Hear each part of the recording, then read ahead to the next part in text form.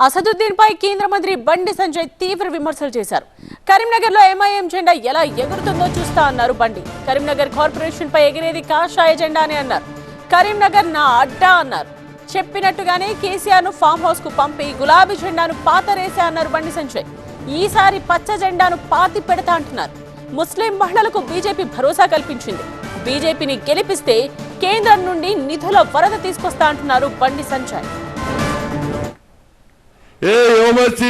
ఈ కరీంనగర్ గడ్డ ఇది నా అడ్డా.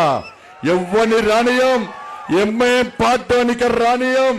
ఎంఐఎం పార్టీని తెలంగాణ రాష్ట్రం నుంచి పాదడానికే ఇలా భారతీయ జనతా పార్టీ ఉందన్న విషయం గుర్తుంచుకోండి. ఇవాళ ఏడవైనా ముస్లిం మహిళలందరూ వచ్చి కూడా ఇలా బీజేపీ బీజేపీ బీజేపీ అంటున్నారు. చేతుకు కమలం వేసుకొని మేము నరేంద్ర మోడీకి ఓటేస్తాం.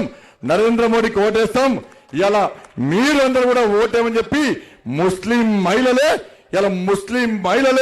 ఇలా వచ్చి బీజేపీకి ఓటేస్తున్నారంటే ఇవాళ అర్థం చేసుకోండి. ఇలా భారతీయ జనతా పార్టీ ఎవరికి వ్యతిరేకం కాదు, కేవలము ఎంఐఎం పార్టీకి మాత్రమే వ్యతిరేకమన్న విషయాన్ని మీరు గుర్తుంచుకొని మాకు ఓటేసే ప్రయత్నం చేయండి.